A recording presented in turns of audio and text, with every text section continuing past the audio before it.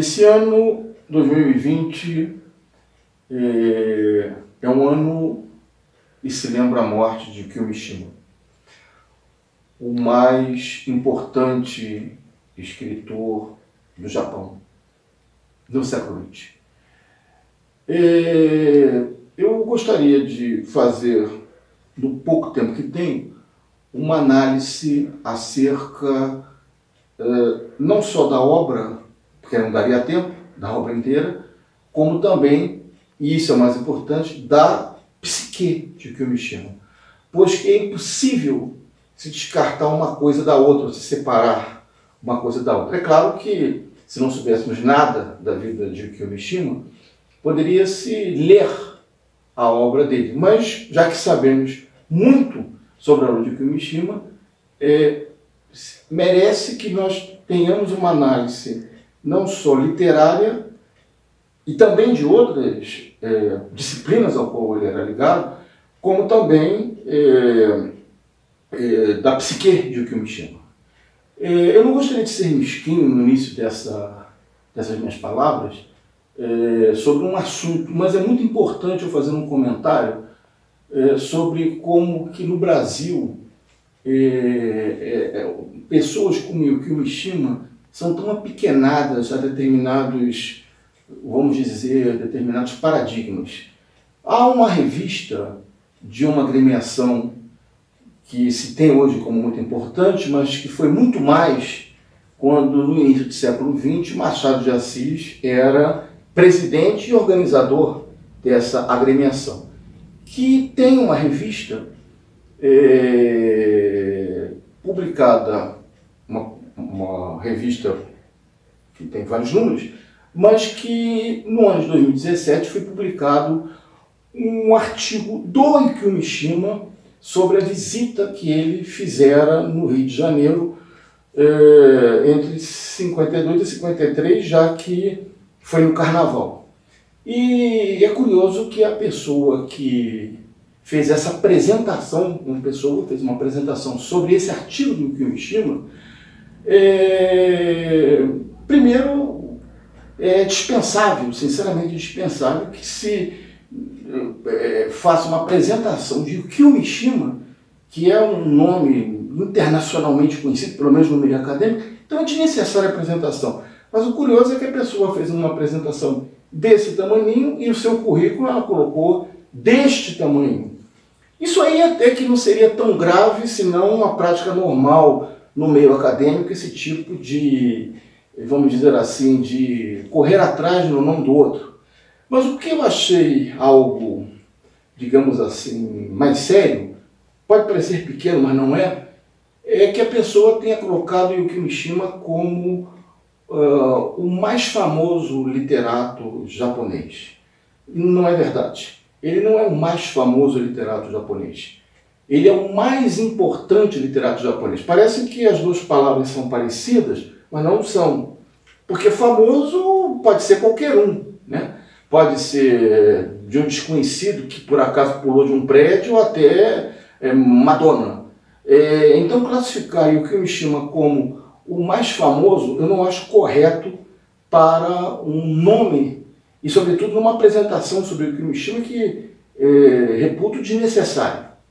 Enfim, e eu nesse tempo reduzido que tenho tentarei explanar porque acredito que o Yukio Mishima seja o mais importante, não só literato, mas artista japonês.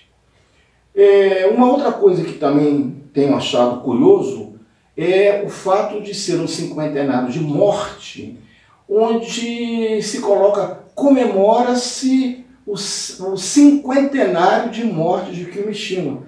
Meu Deus, ninguém comemora a morte de ninguém. Parece quando eu escrevi um livro sobre o Kennedy, no ano de 2013, onde se homenageava naquele cinquentenário a figura de Kennedy. Isso é a palavra mais correta para nós que somos do mundo acadêmico. Mas o curioso é que eu vejo, vez por outra, não são poucas, comemoração do cinquentenário de Yukio Mishima. É um troço que a pessoa não tem noção, por incrível que pareça. Ninguém comemora a morte de ninguém.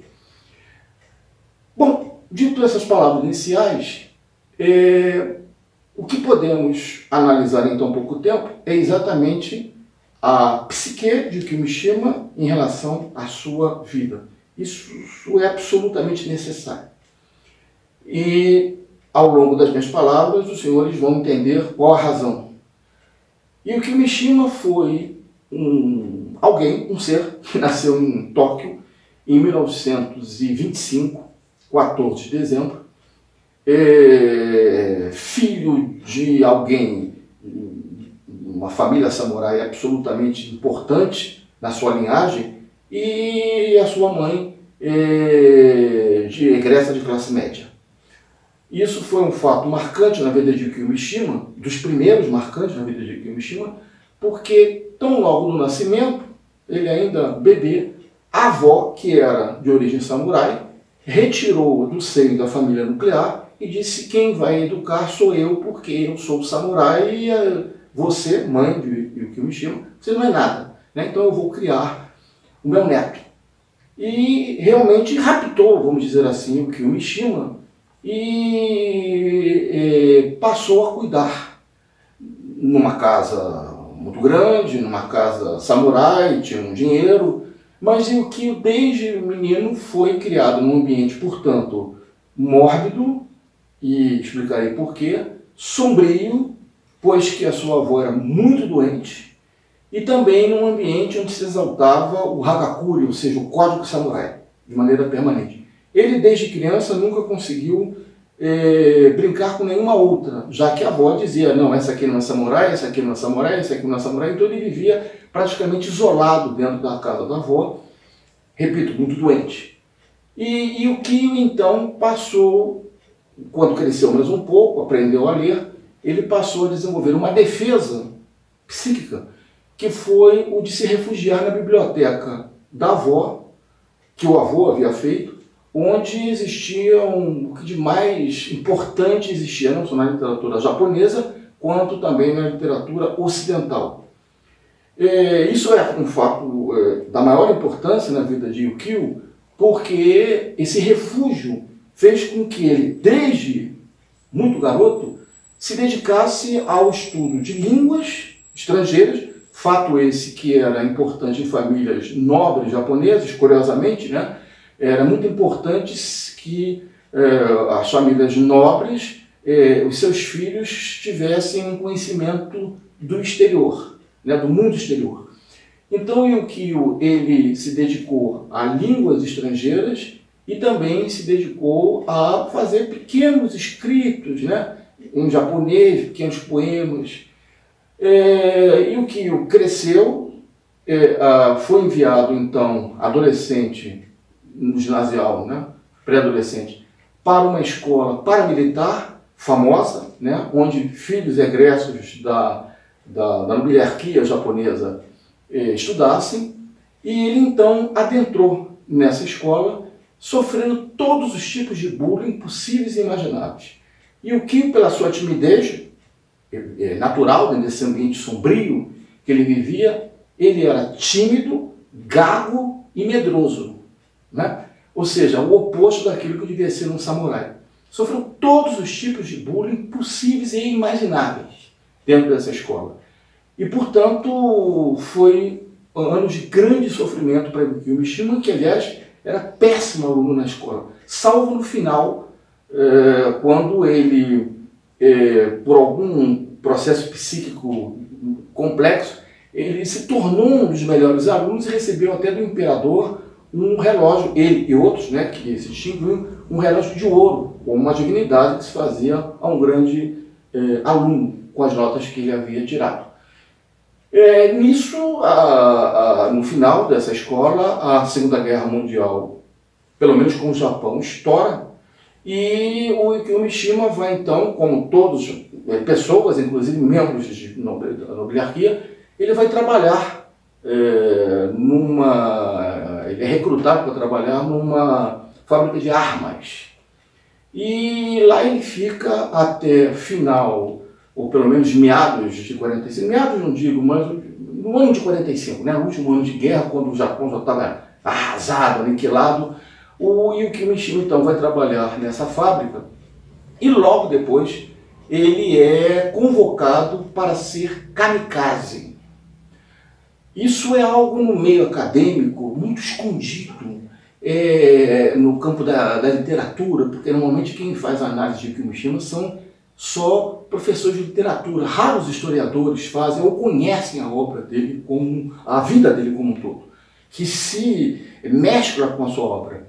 E o Kyo então é convidado não, ele é requisitado para ser kamikaze, e ele então, exteriormente para os outros, ele diz que ele quer morrer com a glória da guerra, como herói, mas ele declara no seu primeiro livro, que ele vai fazer mais tarde, Confissões de uma Máscara, ele declara que ele tinha todos os medos do mundo, e quando tocava o primeiro alarme, ele era o primeiro a correr e fugir. Evidente que isso, para um garoto de 20 anos de idade, isso sendo ele criado com todos os ideais samuraicos, é algo que, pelo menos inconscientemente, era uma vergonha. E se iniciou aí um fenômeno terrível na vida de Yukio Mishima, que percorrerá toda a sua vida, que é exatamente uma neurose num grau de profundidade pouco vista no ser humano. Ainda mais porque a neurose não o detinha para criar a sua obra literária. Então foi daí inclusive o nome da obra, Confissões de uma Máscara, que o Kyo ele passa a criar várias máscaras para si mesmo e sobretudo para os outros. É bom ressaltar que as pessoas não devem levar livro de memórias de pessoas muito inteligentes, sobretudo de artistas, muito a sério. Porque, diferentemente de presidentes, primeiros ministros, generais, homens de Estado, que são obrigados a mentir pouco e tentar falar a verdade dos fatos que aconteceram, um artista é diferente. O artista ele faz uma memória, primeiro, estética. O objetivo dele é fazer um trabalho de memória estético. E segundo, ele conta aquilo que lhe interessa. Muitas vezes até mentindo. Muitas vezes até inventando fatos, como por exemplo Salvador Dalí, que quando criou o pintor que era, que quando das suas várias memórias, porque ele tem vários livros de memória, ele criou um livro chamado As Confissões Inconfessáveis de Salvador Dalí. E lá ele inventa histórias de homossexualismo que nunca existiram. E por que então que ele escreve? Porque na realidade muitos artistas desejam passar determinadas histórias para criar determinadas máscaras, determinados tititis, digamos assim, e aquilo não necessariamente é verdadeiro. Então quem leva o livro do Yukio Mishima completamente a sério, e ele é levado, porque a maioria dos trabalhos que eu vejo de alguns colegas puxam sempre Confissões de uma Máscara e começam a falar sobre o livro como se aquilo fosse uma verdade absoluta, não deveria ser assim, porque falta uma compreensão a essas pessoas, que são professores de literatura e não literatos, de que muitos artistas, quando criam livros de memórias, e vamos entender que o Confissões de uma Máscara seja um livro de memórias, que muitos aspectos que estão ali foram inventados, porque às vezes o artista ele quer, repito, expressar determinadas coisas que ele gostaria que os outros acreditassem. Às vezes nefastas, contraditórias, coisas que não aconteceram, até grandes coisas que são feitas por esses artistas, eles escondem, né? Então é muito complexo uma análise que normalmente é feita somente usando Confissões de uma Máscara como sendo um livro autobiográfico de Yukio Mishima. Mas o fato é que o Yukio Mishima ele então foge da guerra. Isso vai causar no resto da vida dele uma situação traumática e de neurose profunda, que vai ser algo que vai marcar a vida dele, a mente dele, o sofrimento dele e as obras artísticas que ele criou, que não foram só no campo da literatura. Aí sim eu posso afirmar que ele é mais famoso no campo da literatura. E talvez ele tenha no campo da literatura tenha se expressado melhor, mas não é o único campo que ele atuou. Ele atuou em campos absolutamente diversificados, que vão da literatura até o cinema, passando pela fotografia, passando especialmente pelo teatro, onde ele também fez peças que eu particularmente não gosto, mas sou suficientemente crítico e fui treinado para ser crítico da obra dos outros, de que, embora eu não goste das peças de Yukio Mishima, são geniais. Porque um professor, ele deve saber distinguir o seu gosto daquilo que é verdadeiro e grandioso, mesmo que ele não goste. Não, Yukio Mishima fez peças de teatro no, que ele chamava de teatro no moderno, absolutamente geniais. Apenas eu prefiro as peças de teatro no tradicionais. Portanto, ao término da Segunda Guerra Mundial, o Yukio Mishima ele se esconde praticamente da guerra. Ele convence os médicos ao ser convocado de que ele está com tuberculose. Enfim, faz uma série de artimanhas para não ingressar como kamikaze. Não sei se seria piloto ou um micro submarinos, né? Mas ele rompe exatamente com essa possibilidade, ainda que exteriormente ele falasse que era essa maneira gloriosa de morrer.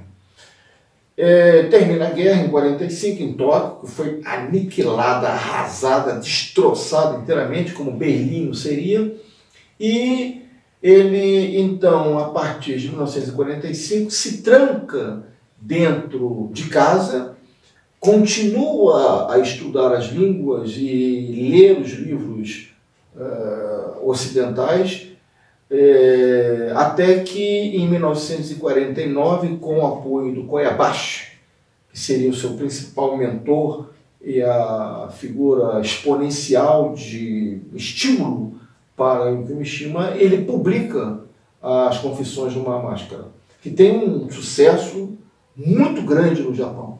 É um estilo moderno de se escrever, essa é a marca de Yukio Mishima.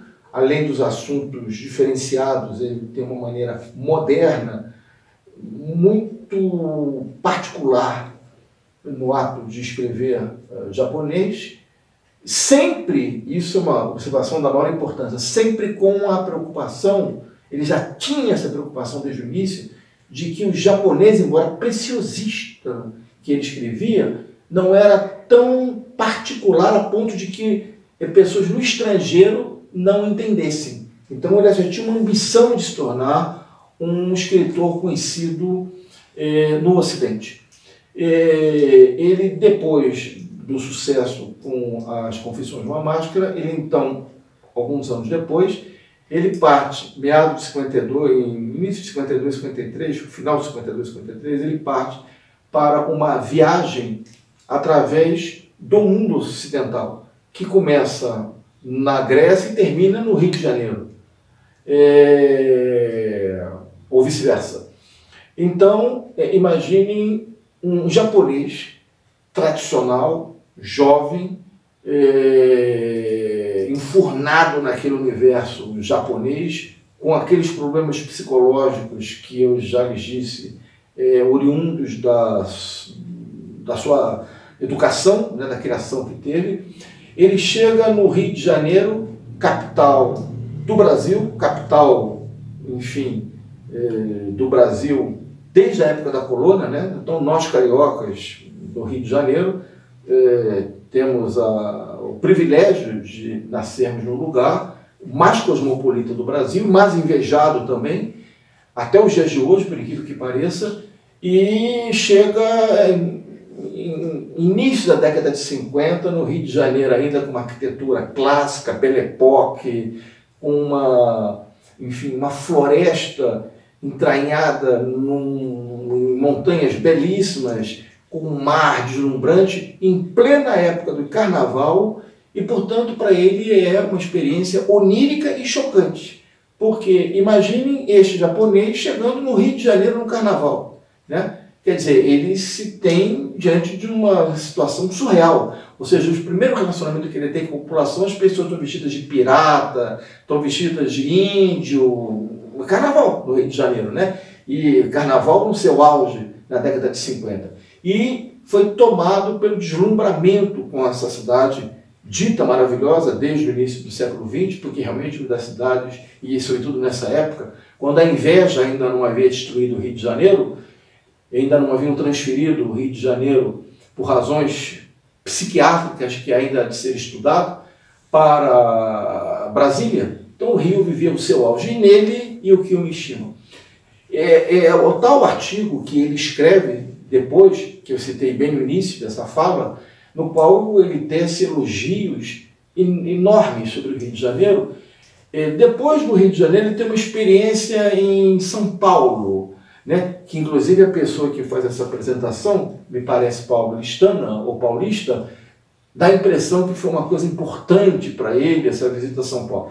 Não sai do Rio de Janeiro, vai a São Paulo, ver verdura, na colônia japonesa, comparar que isso foi tão importante quanto a experiência que ele teve no Rio de Janeiro, é realmente ter muita má vontade para com o que se poderia aprender do Rio de Janeiro. O fato é que essa dupla experiência, chegar no Carnaval do Rio de Janeiro e ir à Grécia, passando por outros países, evidentemente, nesse giro que ele fez, foram as duas maiores experiências que ele teve para colocar em contato com algo solar, já que ele vivia até então uma vida lunar, uma vida, enfim, baseada numa penumbra de mistério, bem ao estilo de peças japonesas, né? Então, quando ele toma contato com o Rio de Janeiro, com aquele sol fulgurante, aqueles crepúsculos que só nós cariocas sabemos, e também com o azul do mar grego,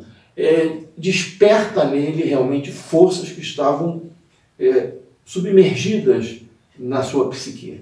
E ele, a partir de então, ele se torna um ser mais solar do que lunar. E desenvolve, então, uma obra em torno de assuntos específicos, assuntos que poderão ser considerados até sombrios, tratados na literatura como nunca haviam sido tratados no Japão. Ele, então, os trata de uma maneira muito particular, com uma modernidade, trazendo para a literatura japonesa uma modernidade e, especialmente, também um estilo diferente, porque os outros literatos japoneses, inclusive Koyabashi, eram muito japoneses. E é curioso que Mishima, no fundo, ele é o maior dos japoneses, visando sempre o Ocidente como uma espécie de diálogo, né, entre a cultura dele e a cultura ocidental. Então, como ele visava uma penetração da sua literatura no Ocidente, embora os temas sejam japoneses, mas não de uma maneira em que um alemão, um inglês ou um brasileiro não compreendesse. Ele tinha essa preocupação. E nisso ele cria uma literatura revolucionária, e por isso que eu digo que ele é, no século XX, o escritor mais importante, como disse no início da minha fala. Mishima, então, ele desenvolve os temas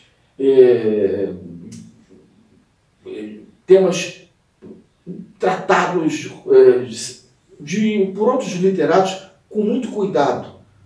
Mas Mishima não. O Mishima, ele os trata de uma maneira muito explícita, temas como sexualidade, temas como inveja, como masoquismo, como patriotismo, enfim, ele trata de temas que já haviam sido tratados, mas de uma maneira mais tímida pelos outros literatos. Mishima não, é como uma espécie de um escancaramento que ele faz desses temas, mas nunca optando, quer dizer, ele não é um literato que se possa dizer que ele escreveu sobre isso, somente isto, ou somente aquilo. Ele escreveu sobre todos os temas. Inclusive, quando citei o patriotismo, é algo que o marca, mas o marca muito mais a partir da década de 50, indo para a década de 60, muito mais como pessoa física do que jurídica. E vou aqui especificar o que eu estou chamando de pessoa física e jurídica. A jurídica é o escritor, a escrita é o literato. é aquele que tem a sua obra. Não há uma caracterização na sua obra de que ali pudesse existir uma pessoa de ultradireita, como ele passou a ser considerado futuramente, inclusive na sua morte e depois da sua morte. Eu diria que esse pensamento xenófobo que o acompanhou, né, durante a década de 50, especialmente depois da década de 60, não fica muito claro na obra de Mishima. Inclusive na sua tetralogia literária, os Cavalos Selvagens, enfim, quando ele trata desses assuntos, ele trata daquele assunto, mas em outros livros ele trata de outros assuntos contraditórios a esse. Ele não pode ser considerado jamais um escritor de direita. Palavra essa bastante complexa nos dias de hoje, né? Não é direita, não é o que se passa no Brasil, onde esse senhor, que por acaso se assenta na cadeira de presidente da República, é tudo menos direita, né? Pode ser chefe de milícia, pode ser, enfim, tudo aquilo que envolve realmente o pior.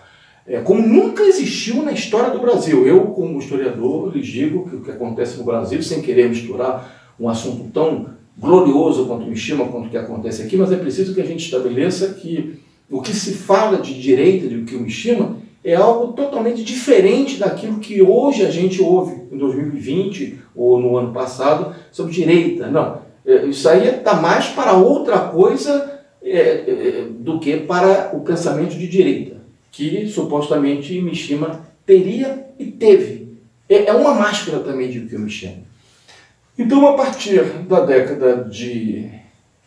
início da década de 60, que Yukio Mishima passa a ser muito famoso no Japão e no mundo,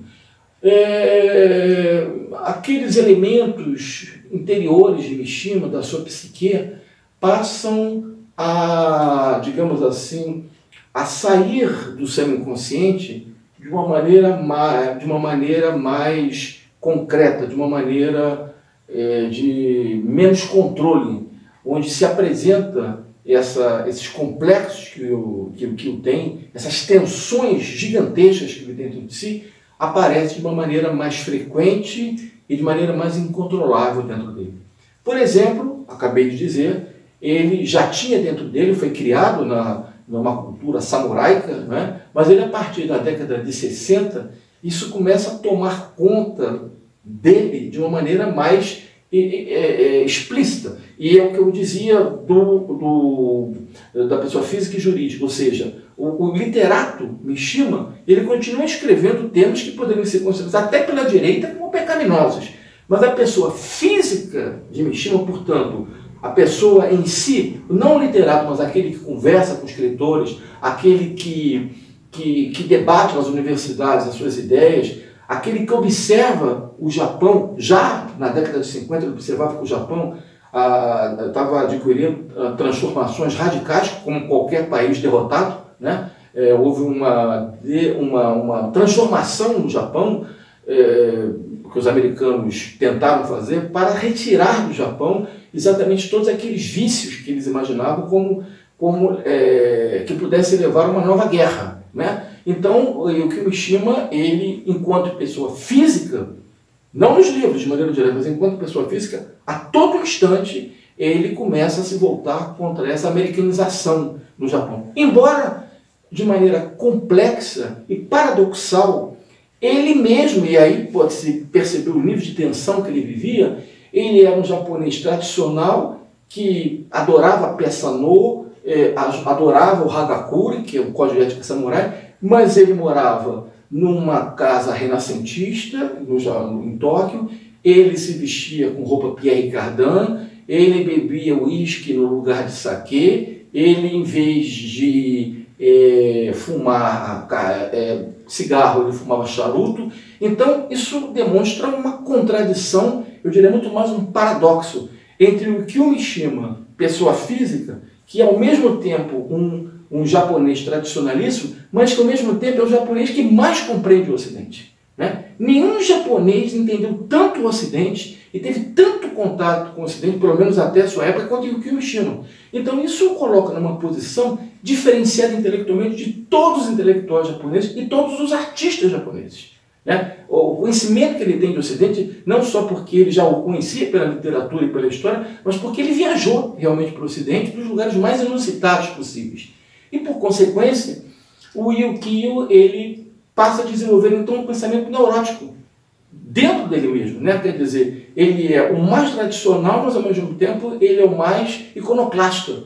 Ele é um indivíduo que faz uma obra fotográfica fantástica. E se uma pessoa perceber aquelas fotos que ele tira dele mesmo, são fotos que jamais um japonês, na história do Japão, teria tirado de si mesmo, teria vergonha.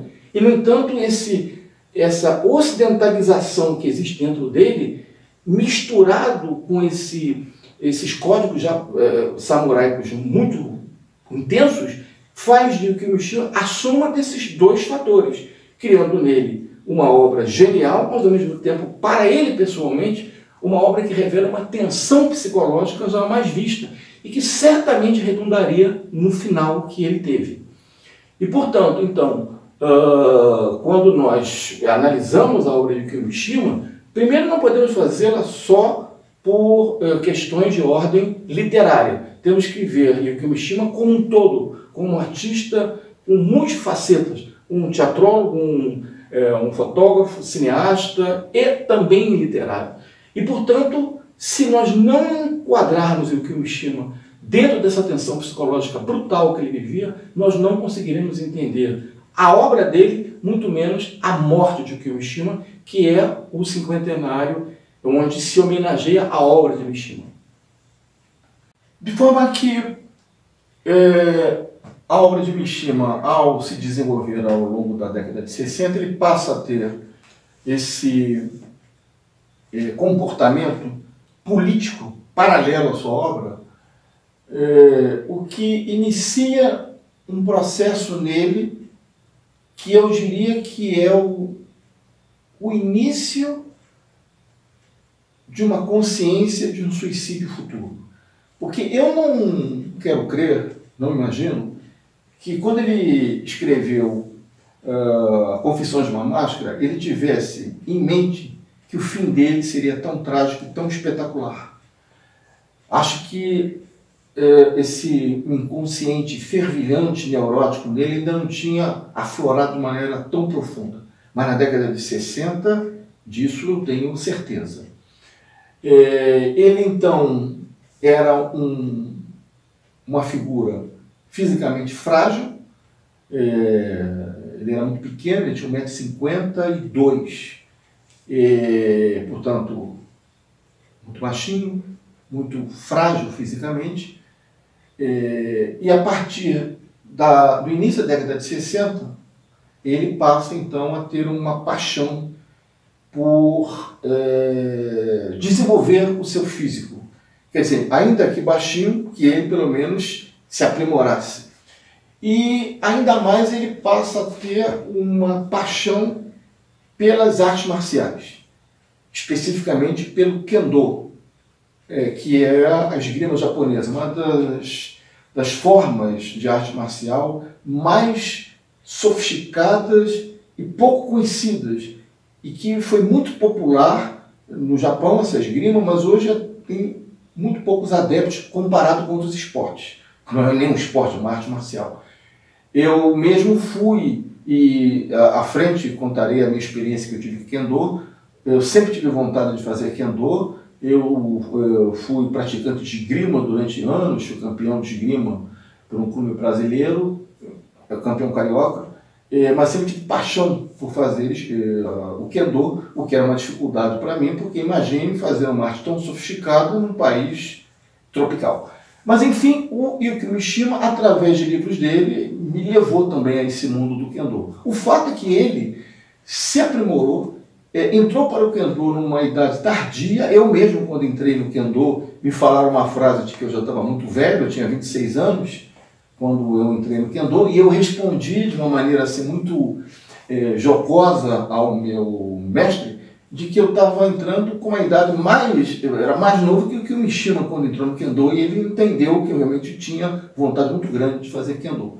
Então ele se desenvolveu muito no Kendo, nas artes marciais, ligados ao arco e flecha, que eu também faço, que eu dou, e desenvolveu uma relação política paralela à literatura, ou seja, ele fazia a sua literatura, fazia a sua poesia, fazia fotos, era ator de cinema, diretor de filmes, ao mesmo tempo cantor, ao mesmo tempo de um jeito palhaço, quando ele, palhaço dentro de si mesmo. Percebam a complexidade da personalidade e a inteligência dessa pessoa. Ele fazia, com toda a fama dele como literato, fazia filmes da máfia japonesa, filmes de terceira categoria, que ele fazia por diversão. Não abalava a sua imagem como literato, mas percebam a complexidade da sua personalidade.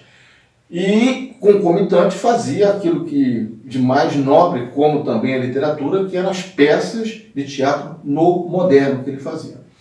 Portanto, a partir de 1960, o Yukio Mishima passa a se desenvolver nas artes marciais, especificamente no Kendo, no Kyudo, e também ele passa a desenvolver, paralelamente a isso, uma atividade política. Porque na segunda metade da década de 60, até 68, o Japão é assolado, como todo mundo, por um pensamento de esquerda nas universidades, e aquilo, enfim, desesperou Yukio Mishima que esse pensamento tivesse chegado às universidades. Então ele passa a dar conferências nas universidades, passa a expressar de uma maneira muito mais contundente uma revolta a essa americanização que era natural que existisse no mundo e no Japão, e mais especificamente um pensamento de direita no sentido de ser um pensamento de um tradicionalismo japonês que estaria com perigo de acabar. Então o Yukio Mishima ele desenvolve um pensamento político, ele se junta a grupos de direita, se aproxima das Forças Armadas e, mais especificamente, isso é que é importante de se dizer, até pelo que eu direi daqui a pouco, ele, em 1968, ele funda uma associação, um exército particular, pequeno, de uns 150 pessoas, arrebanhadas nas universidades japonesas, e funda a chamada Tatenokai, que é o escudo de proteção, que tinha uma filosofia altamente xenófoba, de proteção pessoal do imperador, e faz com que os uniformes da Tatenokai sejam desenhados pelo Pierre Cardin. São uniformes belíssimos e com marchas muito bonitas que ele fazia com aquele exército de universitários, e ele se aproxima então do exército, ele prega então que um país, embora riquíssimo como o Japão, jamais seria um grande país. Nisso ele tem razão, que um país não adianta ser riquíssimo do ponto de vista financeiro sem ter uma força armada forte, como todos os países o têm. O Japão, depois da Segunda Guerra Mundial, foi condenado a não ter quase nenhuma força armada, e ele já vislumbrava que o Japão jamais poderia ser como a China o é, e a China o é, além de ser uma potência econômica, porque por detrás dela também é uma potência militar. Então, o Mishima ele se aproxima das Forças Armadas,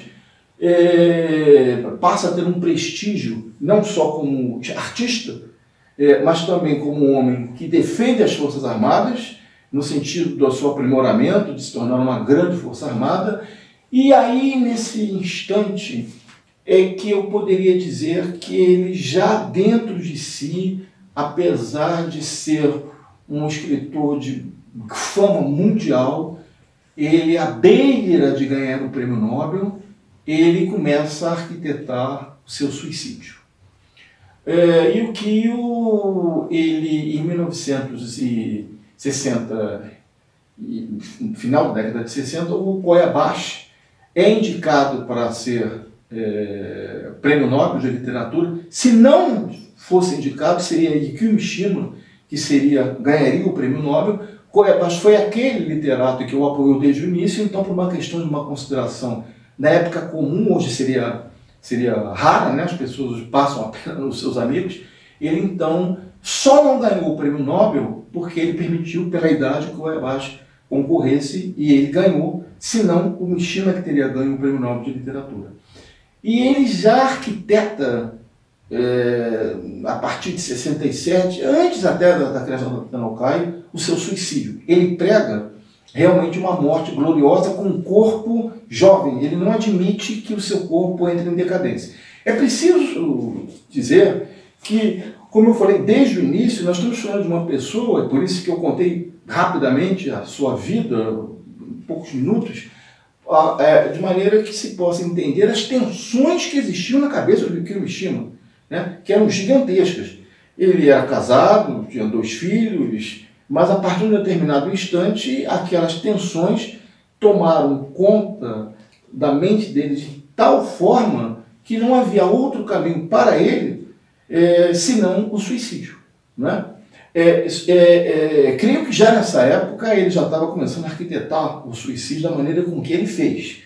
Não poderia ser, o que o Mishima não poderia fazer um suicídio de maneira comum, né? Através de remédio, através de jogar da janela, não, tinha que ser espetacular.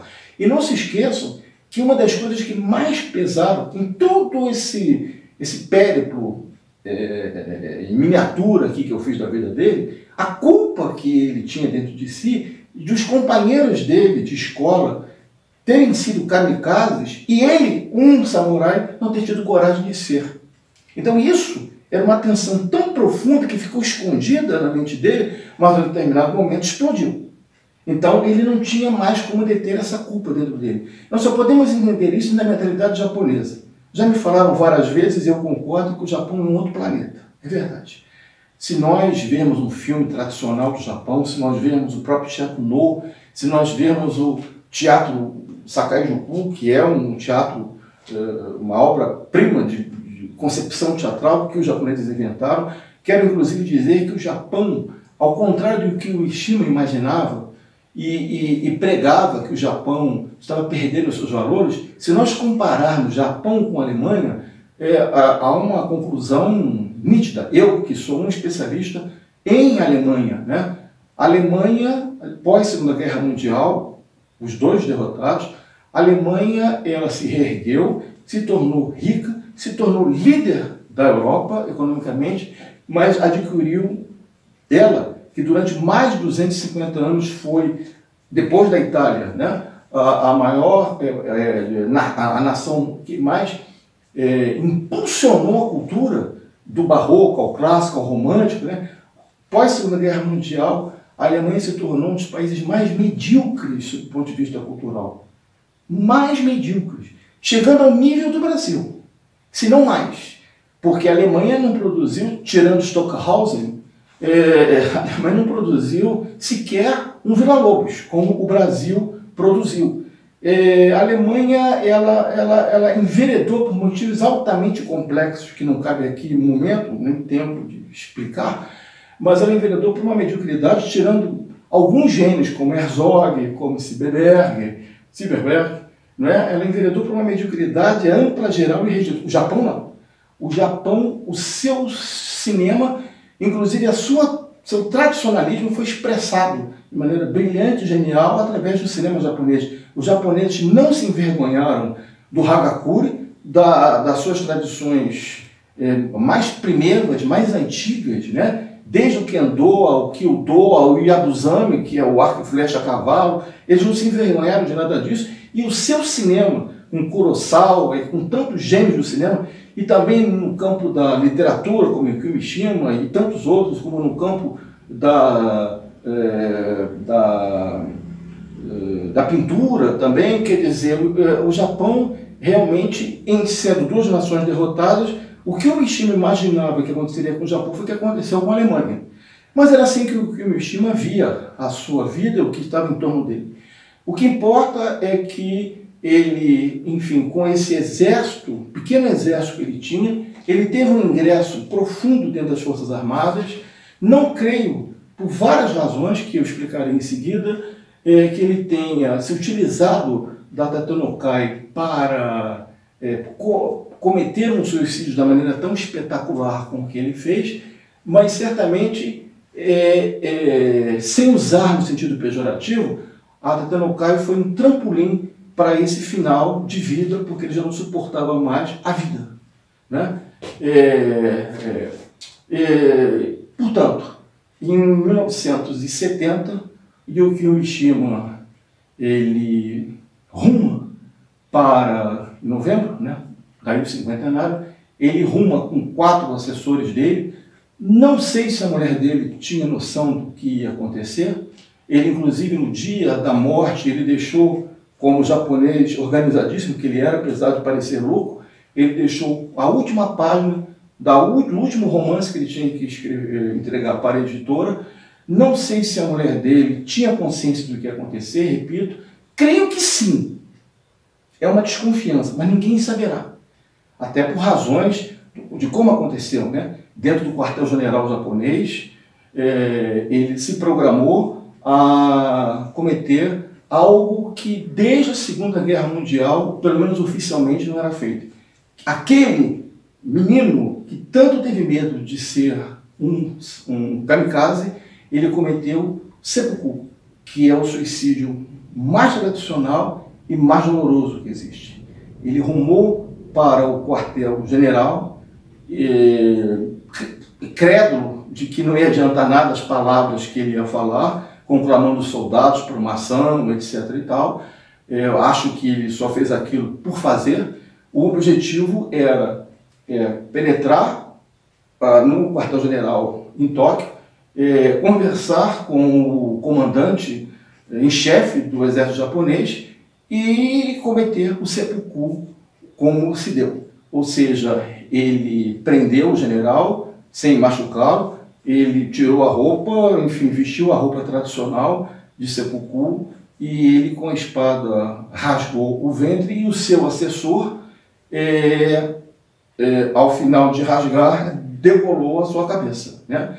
Então isso foi algo extremamente dramático, algo que na realidade teve uma repercussão tão gigantesca que fez com que ele não só ele morresse, mas o suicídio dele foi algo que chocou tanto a nação, inclusive amigos, que ele morreu e muitas pessoas se suicidaram, não da mesma forma que ele. O próprio Koyabashi ficou tão traumatizado, imaginando que aquele suicídio tivesse a ver com o fato de ele não ter ganho o prêmio Nobel, que ele, Koyabashi, também se matou. Várias pessoas se mataram.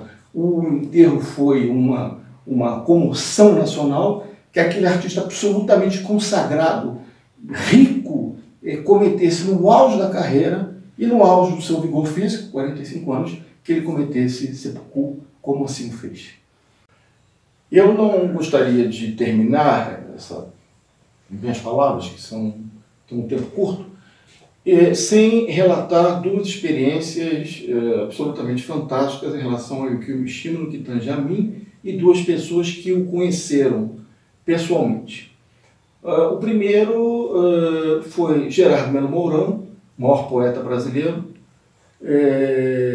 que em 1969 estava exilado no Chile, era professor de grego, junto com Fernando Henrique Cardoso. Fernando Henrique Cardoso falava sobre alguma coisa de sociologia e ele era professor de grego clássico. E estava exilado no Chile e Gerardo então partiu para o Oriente e foi entrevistar personalidades do Oriente, né, para uma revista chamada Realidade, que é a revista mais importante da década de 60, muito mais importante que Isto É e Veja. E uma dessas entrevistas, além de várias, foi realmente se entrevistar com o Yukio Mishima. Estava no auge da fama, não é? Publicar toda a sua obra, faltaria apenas um livro, foi exatamente o livro que ele entregou no dia em que morreu.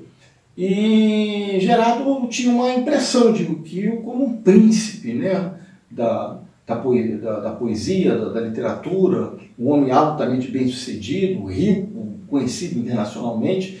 E quando se aproximou dele e tiveram uma entrevista de 5 horas, na realidade a entrevista só saiu só 1 hora de gravação, mas tiveram um encontro de 5 horas e fizeram um contato extremamente fraterno de alma, né? Ambos muito sofridos, mas o Gerardo não imaginava que ia encontrar um homem tão dilacerado quanto encontrou o Yukio Mishima. Escolheram até a língua para falar, que era alemão, né, das várias línguas que falavam, escolheram o alemão para se entender. E o Gerardo teve exatamente uma impressão de um homem excepcionalmente inteligente, mas a entrevista ela girou praticamente toda em torno da morte. O que o Gerardo estranhou muito, né? Ele via aquele homem risonho, bem-sucedido, mas no contato pessoal ele sentiu um homem extremamente angustiado. Um homem que falava o tempo todo de alcançar um estágio maior além da vida, que para ele era muito dolorosa. E isso impressionou muito o Gerardo, porque ele imaginou que fosse encontrar um homem feliz no sentido, não de uma felicidade idiota, mas um homem senhor de si, um homem que havia conseguido, enfim, tudo aquilo que um escritor desejaria, né?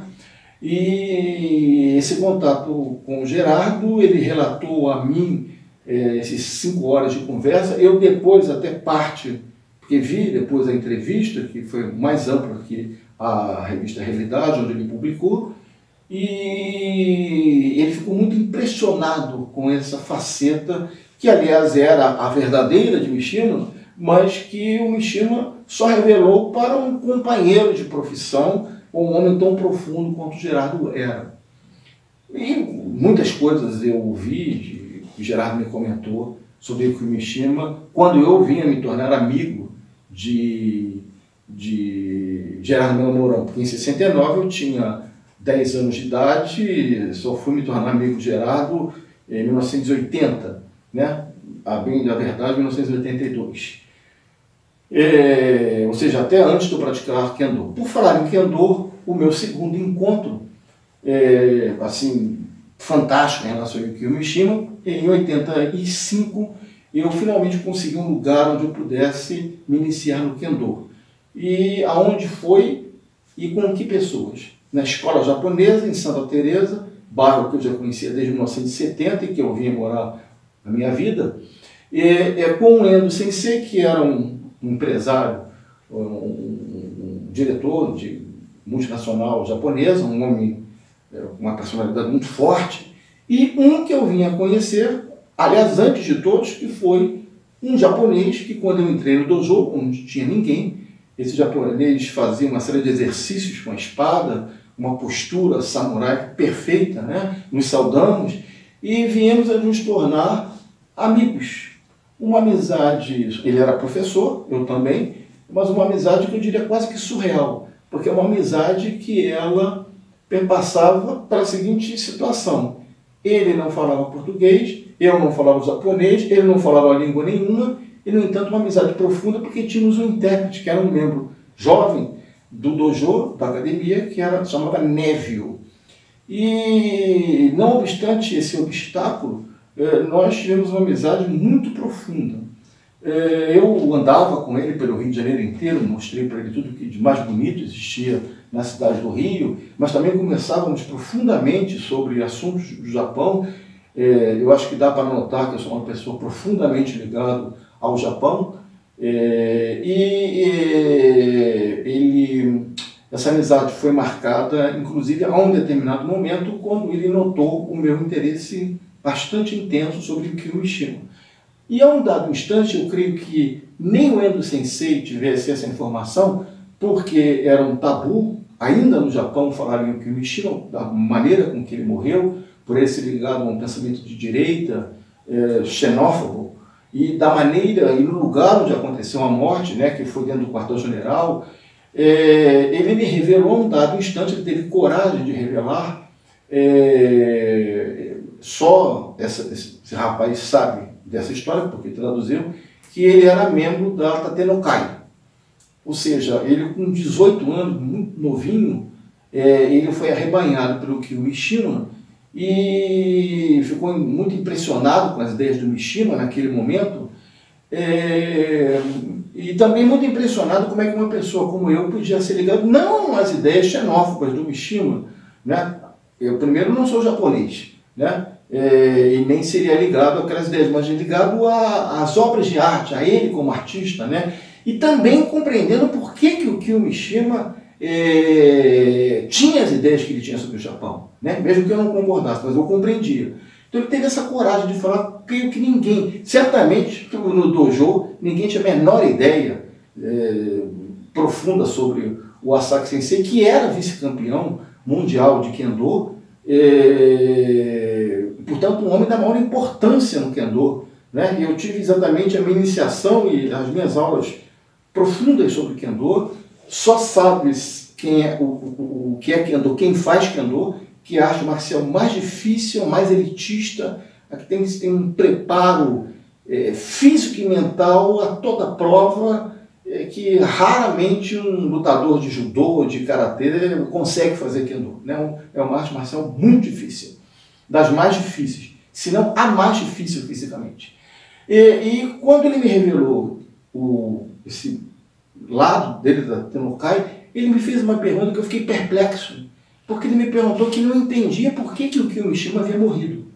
Ele era ligado à Tennokai, que era esse exército particular do Kiyo Mishima, mas ele sabia do lado artístico do Kiyo Mishima, e ele não perguntava muito ao Kiyo Mishima, e era muito jovem, o porquê daquele lado que era contraditório às próprias ideias do Mishima.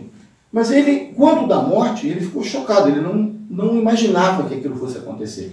E ele me perguntou, logo a mim, ele que teve contato personalíssimo com o Mishima, por que ele teria cometido seppuku naquela época, no auge da fama, da maneira como aconteceu. E eu disse, mas o que posso lhe responder? Pensei e disse para ele, e ele ficou um pouco emocionado, eu falei, porque ele não aguentava mais viver, né? Expliquei para ele psiquiatricamente o que poderia estar acontecendo com o Kiyo Mishima e disse, olha, ele fez o máximo que ele conseguiu em termos de arte, mas existiam tais e tais tensões, porque é muito fácil a gente saber da vida de alguém quando já foi passado por um historiador, ou por historiadores, né? As informações que eu estou dando aqui são um filtro de anos de leitura, de anos de aproximação com a obra de Mishima, mas especificamente historiadores que passaram a escrever sobre a obra dele, senão seria impossível, né? Mas na época, em 1970, e até em 85, o assunto era muito tabu, ainda não tinha ninguém que tivesse escrito uma biografia profunda sobre o Kiyo Mishima. Então ele não havia lido, porque quem escreveu foi um inglês sobre a vida de Kiyo Mishima. E no Japão, pouco ou quase nada havia sido escrito por Kiyo Mishima. Então eu revelei essa tensão.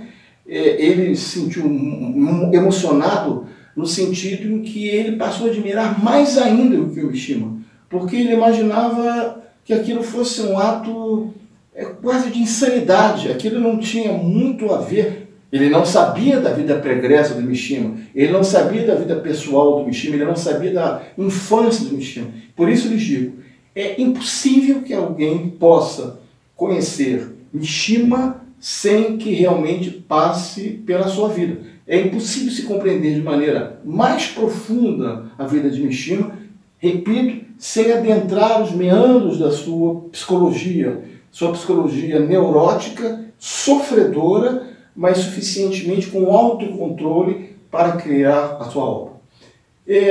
Lamento apenas que no Brasil, nesse ano de cinquentenário dessa trágica morte de Mishima, tão poucas coisas tenham sido escritas ou feitas sobre o Kiyo Mishima.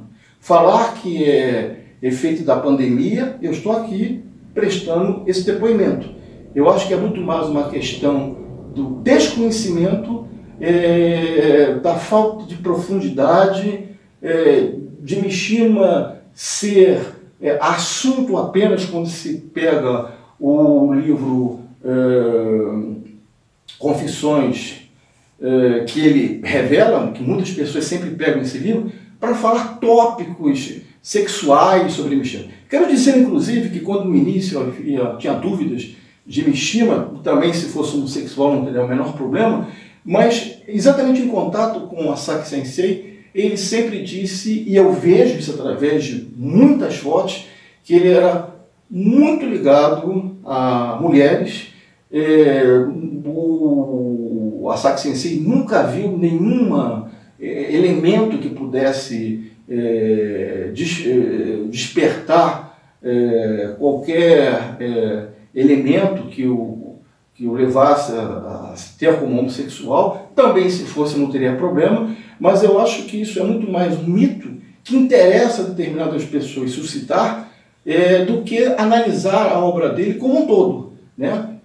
Analisar a obra dele como literato de gênio, como cineasta de gênio, como teatrólogo de gênio, que o Mishima foi. Lamento apenas que no Brasil, tal como também aconteceu com a Bauhaus no passado, não é um assunto só de Mishima. No Brasil, a universidade, eu falo egresso desse meio, os tópicos são sempre mornos, não é? Parece que é proibido se falar em coisas que não giram em torno do nosso cotidiano. A Bauhaus, o centenário da Bauhaus foi ano passado. Eu fui a pessoa que mais deu curso da Bauhaus na história do Brasil, certamente. A primeira pessoa que, em todos os lugares do Brasil, universidades e museus, etc. e tal, eu dei quase 80 cursos da Bauhaus. E, no entanto, o que acontece? Ano passado foram cenas da Bauhaus por razões de ordem particular. Eu que, enfim, divulguei tanto a Bauhaus, mas não vi ninguém que o fizesse ou fizesse algo profundo sobre a Bauhaus, assim como também se dá com o Mishima. Parece que é uma sina do nosso país nós nos orgulharmos desse marasmo cultural em que vivemos, embora haja exceções excepcionais no Brasil na sua história. Mas, normalmente, nessas datas em que determinados homens, como foi o cinquentenário da morte do Kennedy, e depois o centenário da morte do Kennedy, nenhum livro foi publicado, salvo o meu, lamento que a morte de Mishima passe batida, né? Algo desinteressante, com algumas pequenas conferências tímidas e mornas na comunidade de Nisei, aqui no Brasil, como assim também se deu com a comunidade de alemães, enfim, de segunda ou terceira geração no Brasil em relação a Bauhaus, mas a minha missão era uma pessoa que tem em si a influência também de Mishima, que eu pudesse dar esse testemunho, até envolvendo outras pessoas, dessa personalidade excepcional, excepcionalíssima, que foi não só como artista, mas como ser humano, do poder que a mente dele teve, apesar de ser uma mente doente, num certo sentido, mas de ter uma disciplina interior para criar uma obra tão gigantesca quanto foi a obra literária, poética, cinematográfica, como teatrólogo de Kyo Mishima.